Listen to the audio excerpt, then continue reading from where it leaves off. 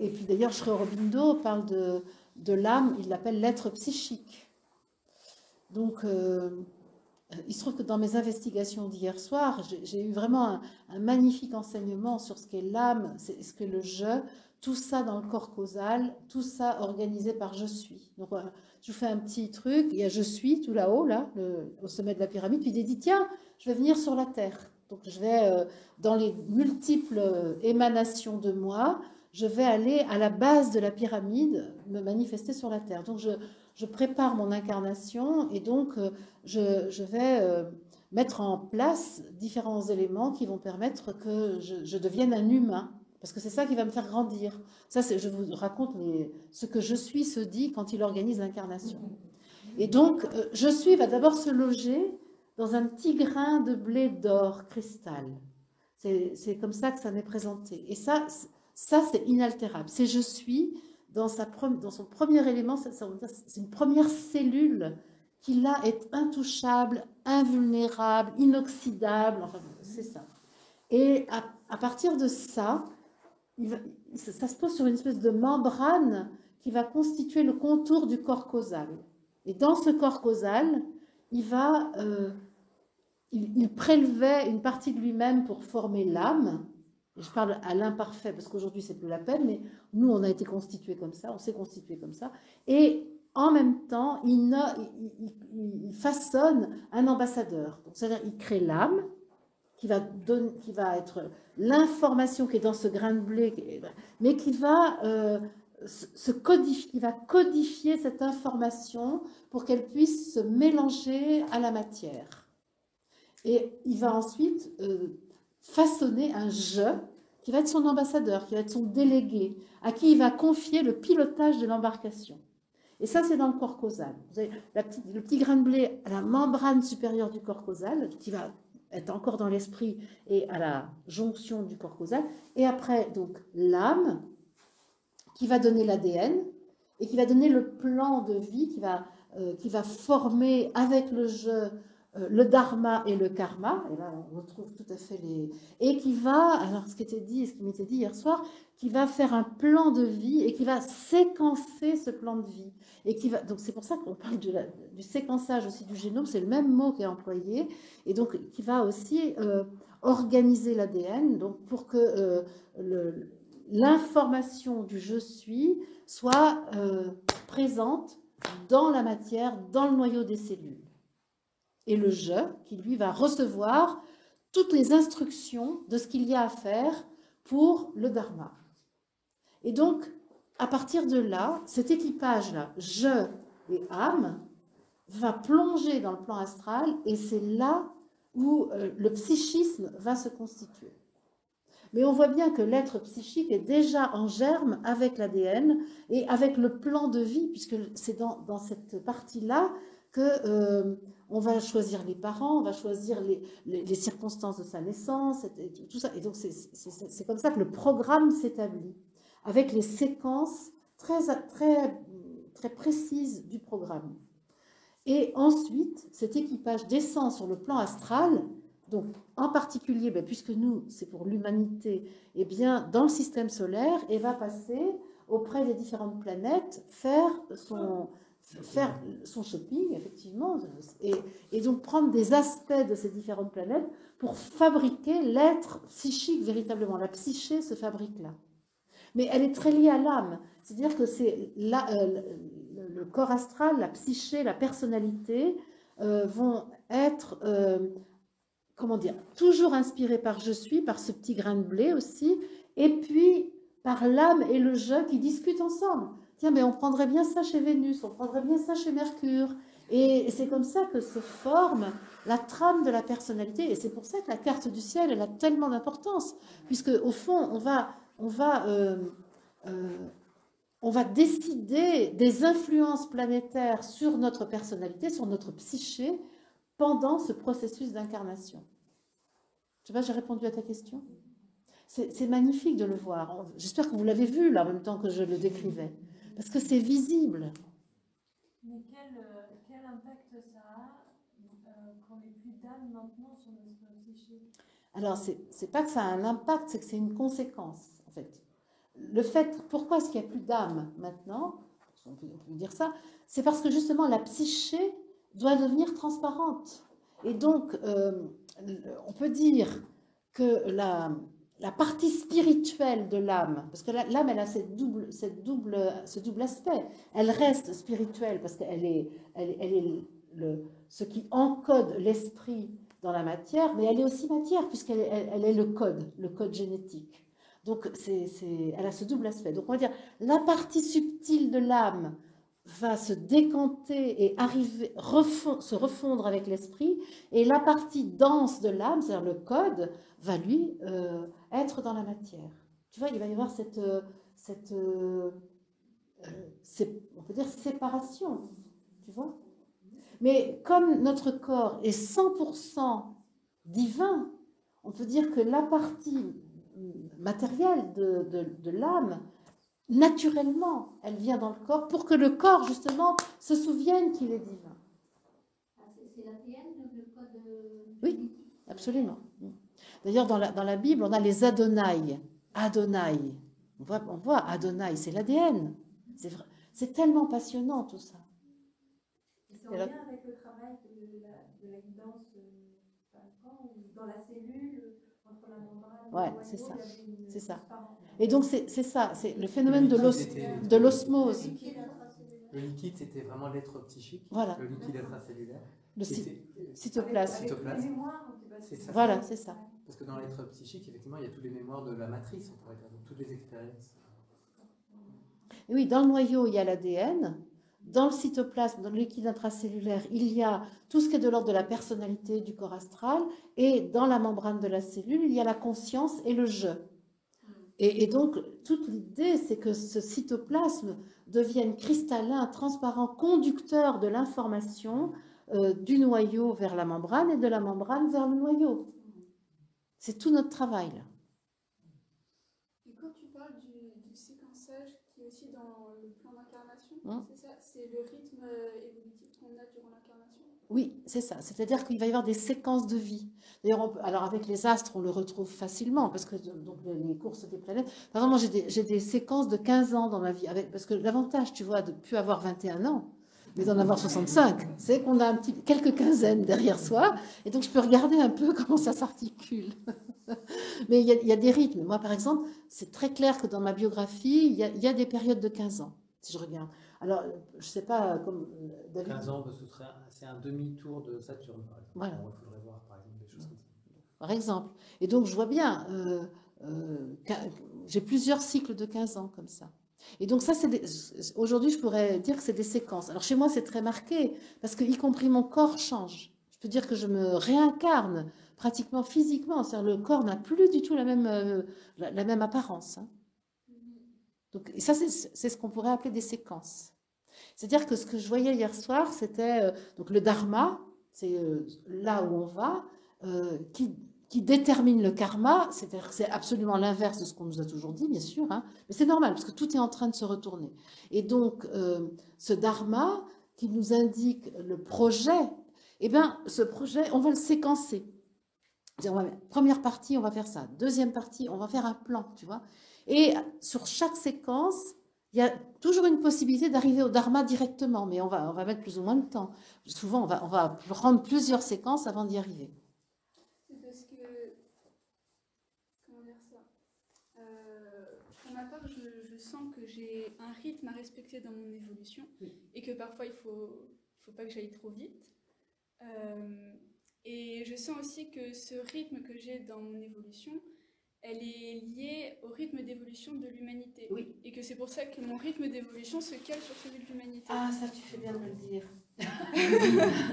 Parce que moi, je fais preuve d'une certaine impatience. Et c'est important que, par exemple, je vais dire, c'est important que tu ne te transfigures pas aujourd'hui, parce que si tu le faisais aujourd'hui, ce serait du gâchis, puisque l'humanité ne pourrait pas te suivre.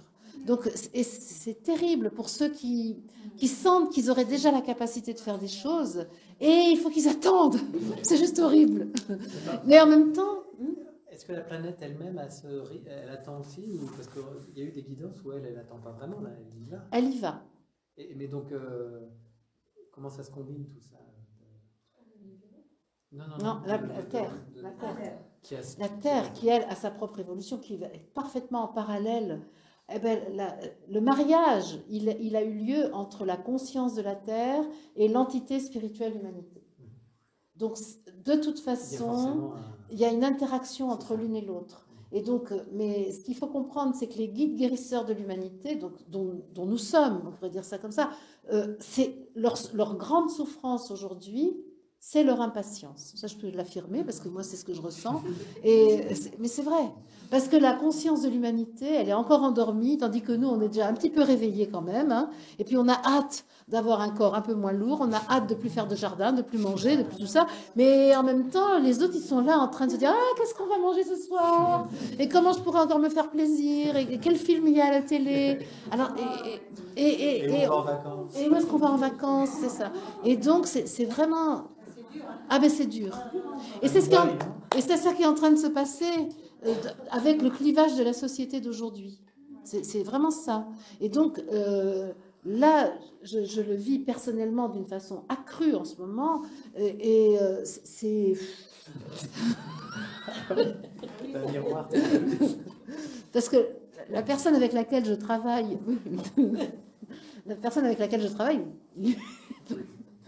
lui... ben, il est plus lent que moi, quoi. Donc, et puis très plus lent. Donc, c'est extraordinaire comment ça peut s'agacer, comment on peut s'agacer. Et pourtant, tu parles sans arrêt des 3 vagues, là. Donc, la première vague, là, elle est prête, il faut bien, puisqu'elle est là pour être... Elle est prête. Elle est prête, mais justement, elle est prête. Et c'est ça qui est problématique. Ben C'est oui, qu'elle mais est là, prête. pourquoi Mais les 90%, ils ne sont pas prêts. Mais oui, puisque c'est cette première vague qui est censée les aider, il faut bien que la première vague... Oui, mais elle peut pas aller trop vite, parce que sinon, elle ne pourra plus rejoindre les 90%. C'est bien ça le problème. Eh ben, je le comprends de plus en plus.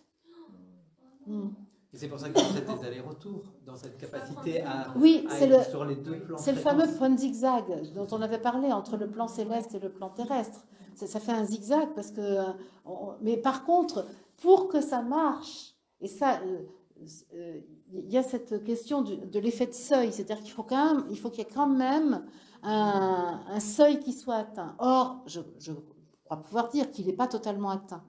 Ce seuil qui fait que les 2 à 3% sont prêts à basculer totalement. Je pense qu'il faut vraiment un événement soit astronomique, soit vraiment massif dans la société qui fait qu'il y ait une fissure qui se fasse dans une grande partie de la planète. Et c'est là où la Terre va nous aider.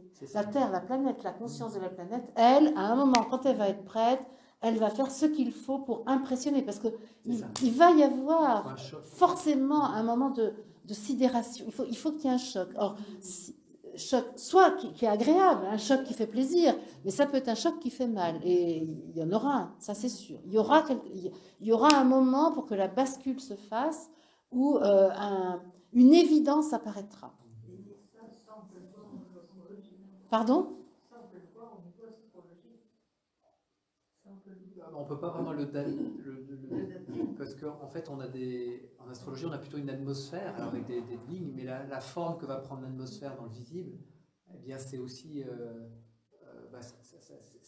la conscience humaine qui va donner la forme. Il y a les courants sont là, mais on ne peut pas dater, tiens, à ce tel-là, il y aura exactement ça. Est-ce que des révélations qui sont faites actuellement, qui sortent non pas en France, mais en Amérique et tout ça, ça sort, est-ce que ça va permettre des prises de conscience en France? Je ne sais pas, parce qu'on fait tout pour... Les révélations de... bien fermer tout, hein, mais... je ne sais pas. Oui, il y a effectivement, il y a des révélations sûrement qui sont en cours, mais on les attend depuis... Ceux qui parlent des révélations, ils les attendent depuis 1 an et demi. Mais oui, mais il y a des choses qui vont apparaître. En fait, la vérité qui doit émerger est beaucoup plus fondamentale que celle sur les événements terrestres qui font l'objet de mensonges. C'est ça qu'il faut comprendre. C'est-à-dire que la révélation, moi ce que je suis en train... j'accorde foi à ce que je collecte comme information, mais je vois bien que les révélations auxquelles j'ai accès aujourd'hui, mais ça m'oblige à tout revoir, mais tout revoir. J'ai parlé de l'âme pendant 15 ans, et là, je dis, mais maintenant, il n'y a plus d'âme. Par exemple, c'est ce genre de choses, c'est aussi fort que ça. Comment dire, moi aussi, j'ai cru aux forces d'opposition qui venaient de je ne sais pas où, de l'extérieur. Mais non, c'est que nous avons tout créé, tout. Tout est à l'intérieur de nous.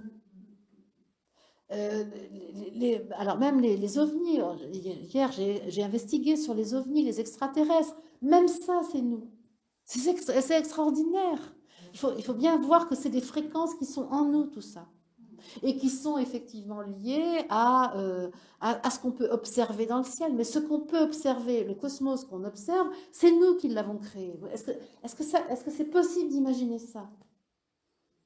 C'est-à-dire que ça ne se voit que sur le plan terrestre, parce que sur le plan terrestre, il y a de la densité. On a créé de la densité. Donc on voit l'univers avec une densité, y compris quand ce sont des étoiles et des soleils. Mais en réalité, ça n'existe pas, puisque seule existe l'information initiale « je suis ». Ben oui, et là, tout à coup, prendre conscience de ça, c'est ça la vérité, c'est ça qui doit être révélé. Les mensonges sociaux c'est pour amuser la galerie, tout ça. C'est pour nous endormir. Mais c'est vrai qu'il y a des mensonges. Il y en a plein. Ça veut dire qu'il n'y a pas d'autres galaxies ou des choses comme ça? Si, vu depuis la Terre. C'est ça qui est génial. N'oublions jamais que nous avons une perception du cosmos propre à la condition terrestre. Et que donc nous voyons tout au travers du prisme de la Terre. Et de ce que nous avons créé pour créer la Terre, pour arriver à faire la Terre.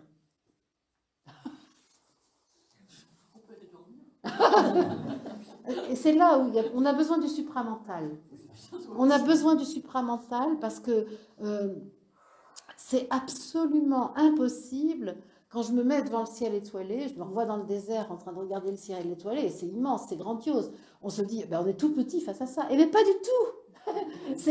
Le reste est dépendant de nous. Voilà, c'est ça. C'est-à-dire que ces étoiles-là, qui ont l'air gigantesques et qui nous influencent dans tous les sens, ben, j'en suis le créateur. Ça me rappelle, à un moment, je lisais,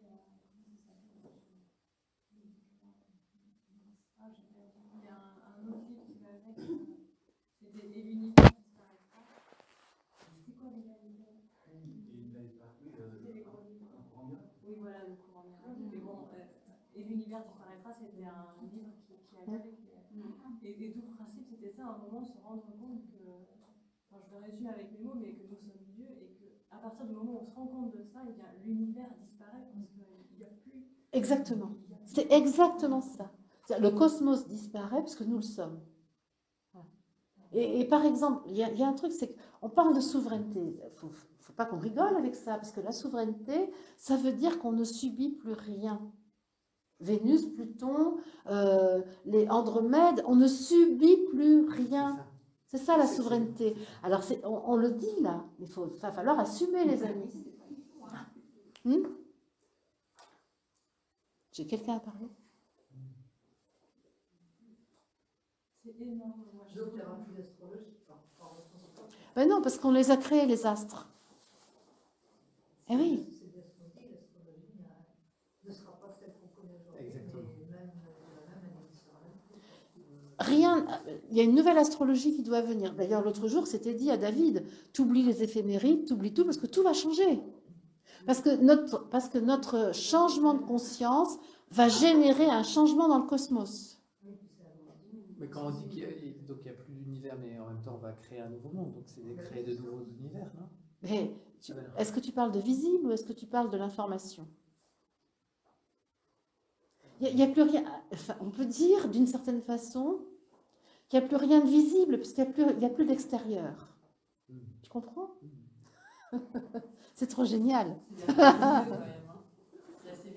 C'est exactement ce que j'ai ressenti hier dans cette exploration. Tout à coup, j'ai dit, mais attends, ça veut dire que je ne subis plus rien, c'est vertigineux. C'est ce que tu as vécu cet été, Michael, quand on a dit cette phrase, ma seule référence, c'est moi. C'est ça. Tout à coup, je suis Dieu, et puis voilà, je suis tout seul. Au fond, je suis tout seul, et en même temps, je suis entourée de toutes les autres informations qui sont comme moi, seule et en interaction.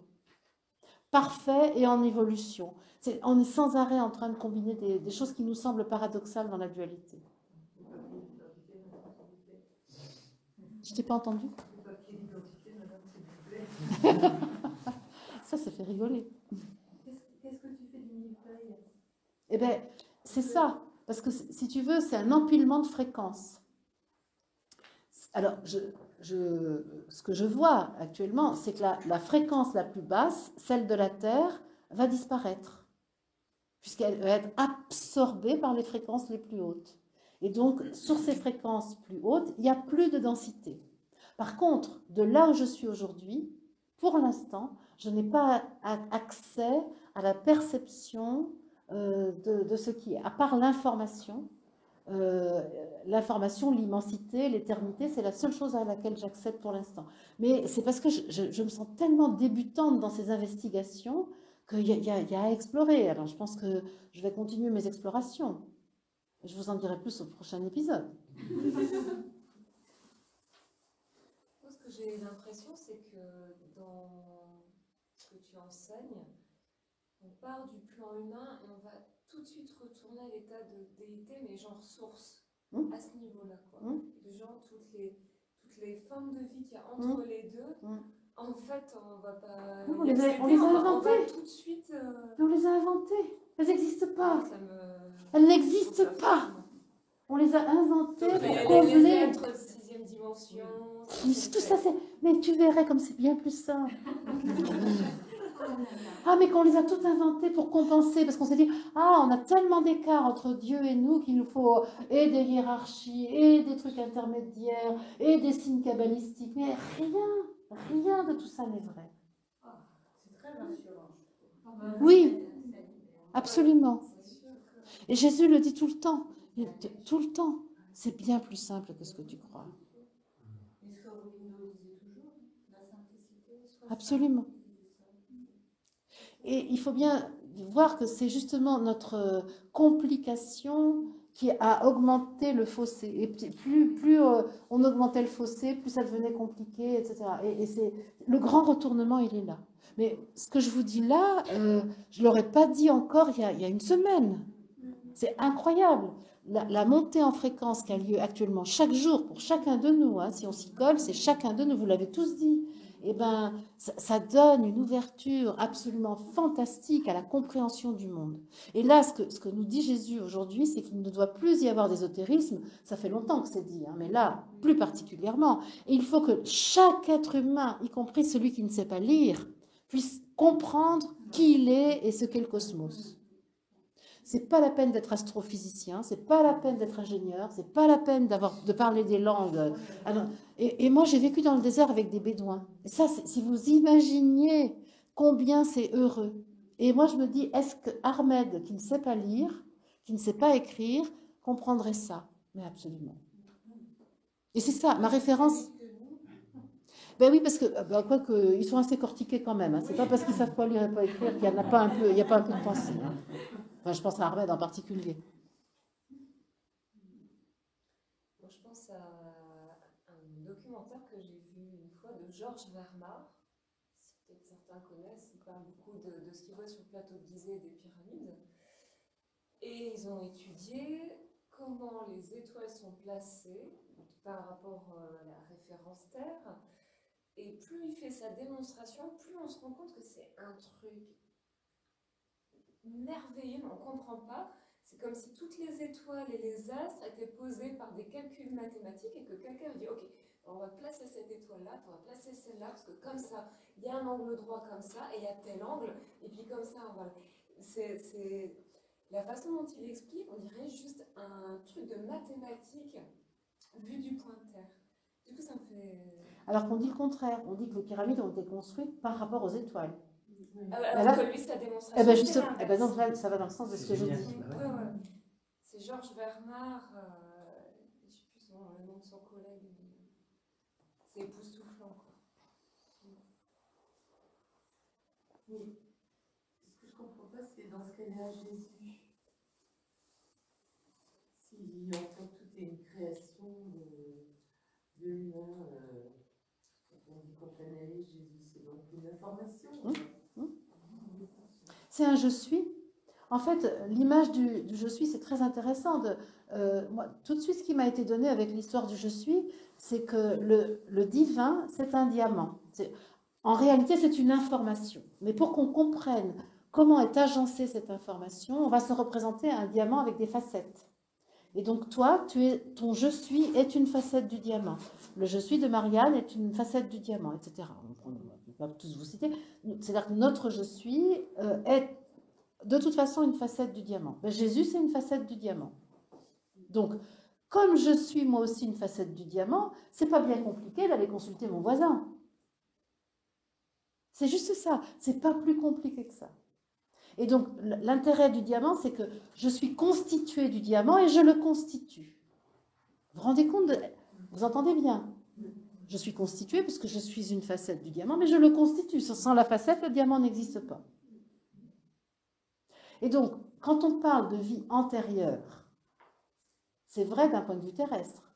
Mais d'un point de vue cosmique, non, ce sont des vies parallèles. C'est-à-dire, pendant que je vous parle, je suis en Galilée en train de discuter avec Jésus. Et évidemment que je sais ce qui se passe dans mon système personnel, puisque dans mon millefeuille, là, j'ai une feuille qui est en Galilée. J'ai une feuille qui est en Égypte avec Moïse. J'ai une feuille qui est avec les Templiers. Grosso modo, si je regarde un peu ma vie, moi, c'est ce qui structure un peu. Et bien, tout ça, j'y ai accès puisque c'est moi. Moi, maintenant, ici, mais sur des fréquences différentes. Sur ma fréquence terrestre, la feuille, donc je parle du millefeuille avec des fréquences plus élevées, donc sur la fréquence terrestre, qui est la dernière, la base, celle qui porte le 4, le carré, mais dans cette feuille-là, il y a aussi des feuilles. C'est-à-dire que chaque feuille a des sous-feuilles, en fait. Et donc, c'est des feuilles temporelles. Voilà, des feuilles qui sont propres à l'incarnation terrestre. Temporelles, ça veut dire voilà. que... Soumises à la linéarité du temps et à la densité, et à la dualité. Et dernièrement, j'ai écouté je ne sais plus qui c'était, comment ça s'appelle, quelqu'un qui était un peu spécialiste des galactiques, mais bon, apparemment, ça n'a pas de... ça n'est pas vrai, quoi. Mais en fait, il disait que les forces d'opposition, en fait, c'est de l'intelligence artificielle. Oui, et que donc ça pouvait nous contaminer. C'est vrai que ça m'a alerté, j'ai pas bien compris, mais si l'information, si originellement nous sommes une information, oui. Je veux bien penser qu'une intelligence artificielle puisse aussi créer une information délétère. Quoi. Alors, donc attention, pour moi, ce que j'ai compris depuis quelques jours, c'est que les forces d'opposition sont en réalité une création de l'homme, de la même manière. C'est-à-dire que... Et donc, mais c'est quoi exactement? C'est tout ce qui est non conscient. Tout ce qui est non conscient crée un égrégore qui devient une force d'opposition. Et donc, quand, par exemple, on fait appel à une fréquence de nous-mêmes, on va dire supérieure à celle de la Terre, et que donc on souhaite recevoir de cette fréquence lumineuse un éclairage sur ce qu'on vit sur la Terre. Si nous avons du non-conscient en nous, ça va provoquer un obstacle dans la course de la lumière. Et c'est comme ça qu'on va recevoir de l'ombre ou on va voir de l'ombre de l'autre côté. Mais cette ombre n'est que le produit de l'interception de cette force non consciente dans la course de la lumière. Alors, intelligence artificielle, ça en fait partie, parce que dans l'intelligence artificielle, il y a de la non-conscience, mais totale, c'est-à-dire de l'ignorance totale de l'intelligence spirituelle dont nous sommes originellement constitués. Je commence à comprendre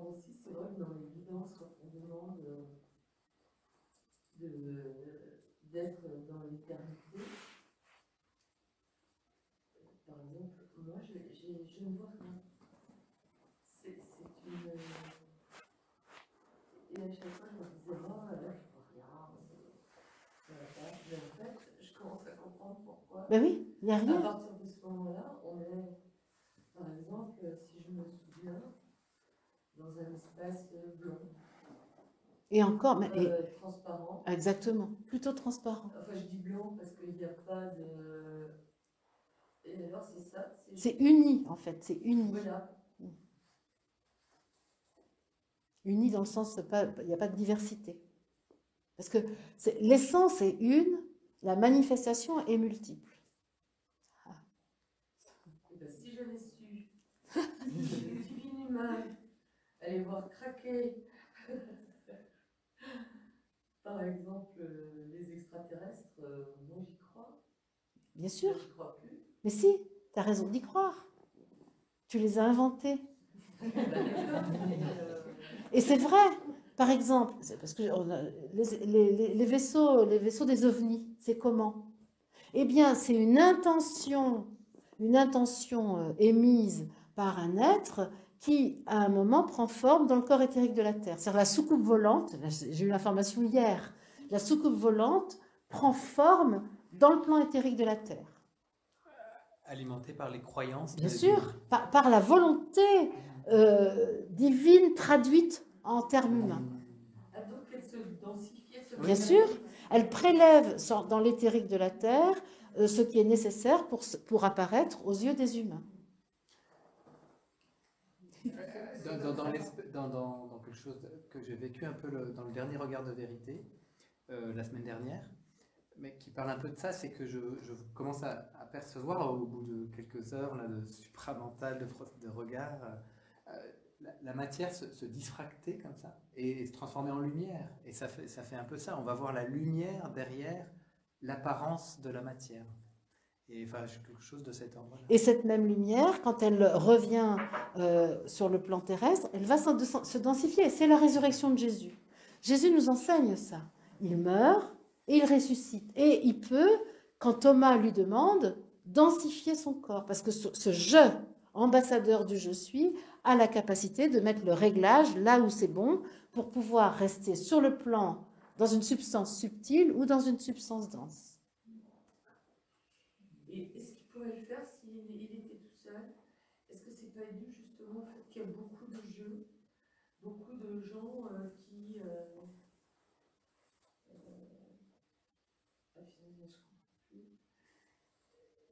est-ce que c'est pas parce que justement on est nombreux à projeter? Alors, j'ai pas compris ta question. Oui.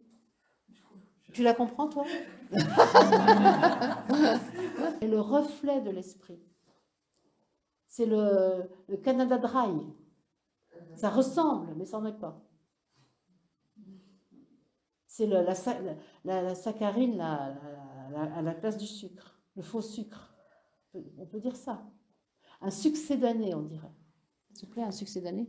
Je me demandais si, quand on aura évolué, on a la capacité de redevenir une substance dense. Qu'est-ce qui empêche les 3% de faire cette expérience? Puisqu'on pourrait revenir, du coup. Et alors, bon, imaginons, moi, cette nuit, je transfigure et je disparais. Ouais. Ok. Mais tu peux revenir quand tu veux. Oui, d'accord. Mais par exemple, mes voisins, qu'est-ce qu'ils font? Ben oui, quand même. Excuse-moi, mais tout à coup, si il y a quelqu'un qui disparaît, si mon courrier s'accumule, si je réponds plus au téléphone, je réponds plus aux mails, ça va juste un petit peu foutre le bazar. C'est ça qu'il faut comprendre. Tu comprends? Oui. À ce moment-là, il suffit qu'on se redensifie pour pas foutre le bazar. Ben,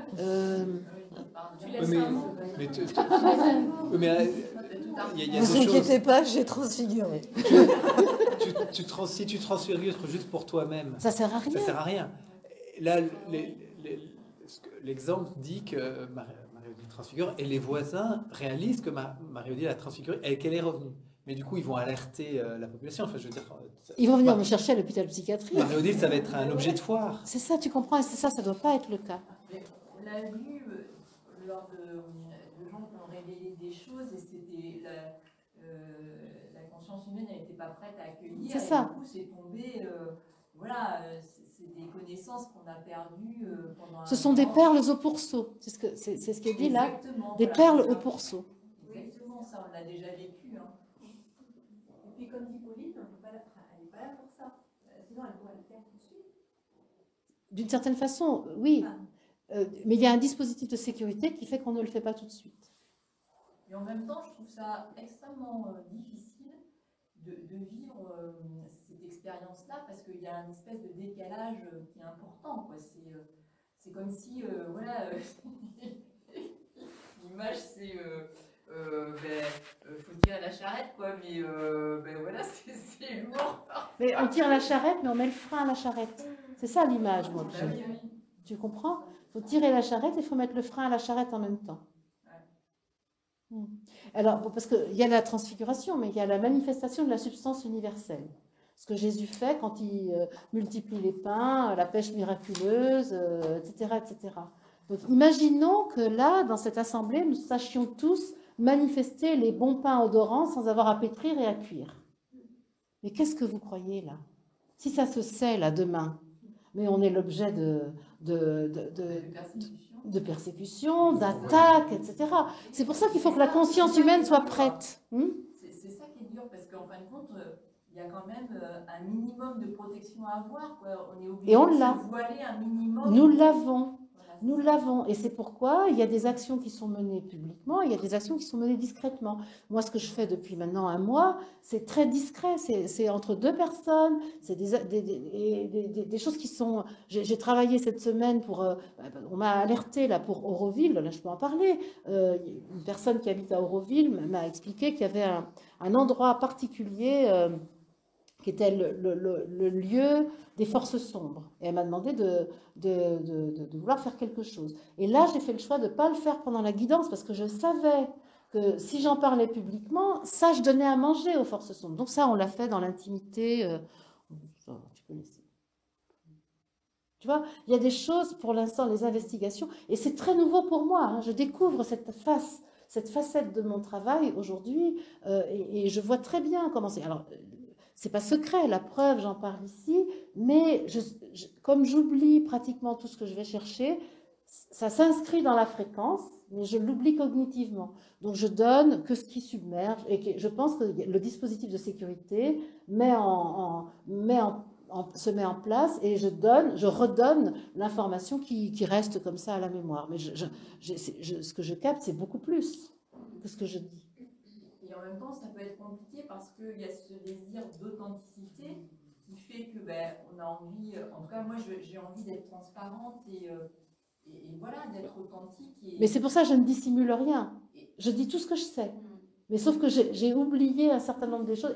Mais par contre, c'est inscrit en moi. Et quand j'ai besoin, tac, tu sais, c'est comme un comprimé et tu le mets dans l'eau et puis c'est effervescent. C'est exactement ça.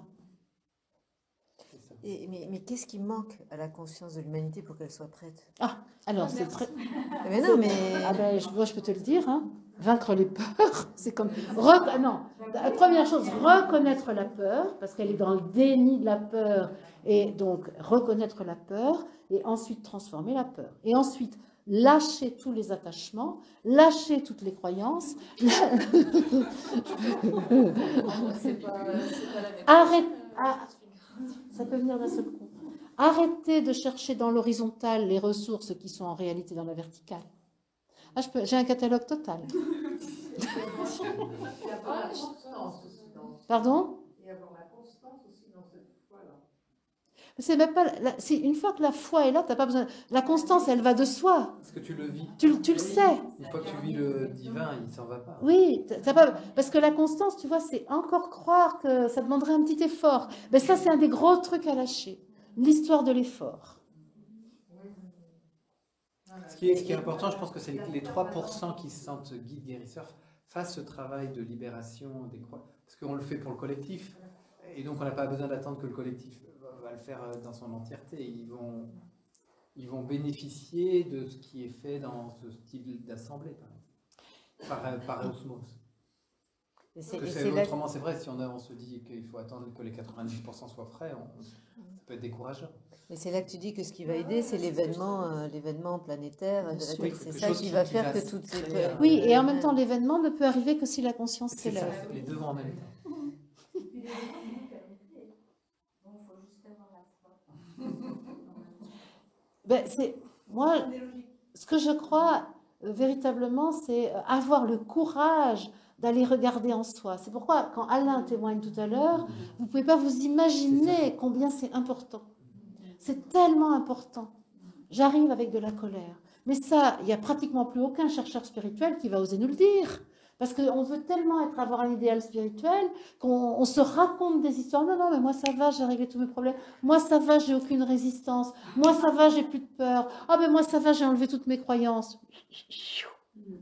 Mais bon sang, quand est-ce qu'on va voir la réalité, qu'on arrête de se croire l'idéal que nous sommes? Donc le retournement, c'est au même moment pour tout le monde. Eh bien, on peut... À un moment donné, Je dirais oui. pour tout le monde. Oui, c'est-à-dire c'est ce qu'on appelle la théorie du centième singe, c'est-à-dire à un moment il y a un seuil critique. Ça me fait penser dans le livre. C'est bien. Moi, je trouve que ça s'invite, c'est Et naturel. peut-être même un peu en diagonale, justement parce que j'ai chopé sur cette notion-là. Le livre de Dolores Cannon. Les volontaires, les vagues de volontaires. Voilà. Et c'est vrai que les personnes décrivaient qu'elles étaient une énergie, mais sans forme. On n'arrivait pas trop à voir, vous n'avez pas de densité matérielle à décrire. Même énergie n'est pas le mot approprié, parce que si on se réfère à la définition de Einstein de ce qu'est l'énergie, E égale mc2, il y a une masse et une vitesse. C'est même pas ça, c'est une information. C'est ça. Oui, c'est ça. Information. Et donc informelle. L'énergie, c'est encore de la dualité. C'est encore polarisé. Il faut une masse pour qu'il y ait de l'énergie. Ce qui me fait peur maintenant ce soir, je le dis, c'est que je prends conscience que l'intelligence artificielle, sous forme d'information, ça peut être quelque chose de terriblement... ça peut être terrible, quoi. Ah mais c'est pas compliqué. C'est la version dualiste, matérialiste du supramental. Donc autant te dire que si on considère que le supramental c'est l'intelligence cosmique, l'intelligence spirituelle à l'état pur, l'intelligence artificielle, c'est exactement son pendant diabolique.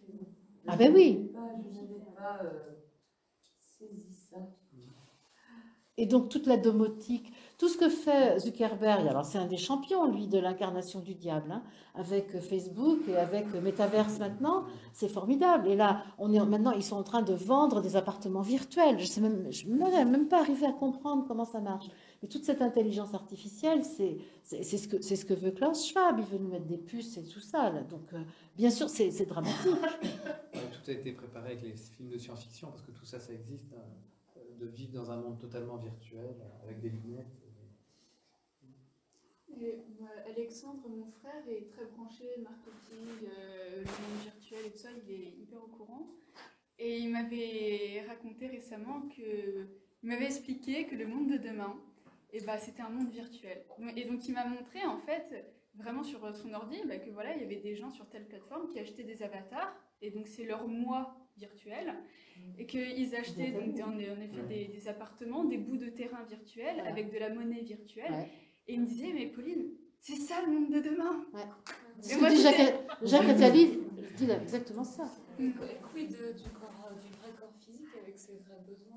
Ah bah de la chimie dedans. C'est ce que dit Jacques Attali. Il dit De c'est la un chimie et zombie. du robot. C'est un manamat de cellules, c'est de la matière Qu'on achète, qu'on vend si on a besoin d'un foie. qui est animé par de l'énergie.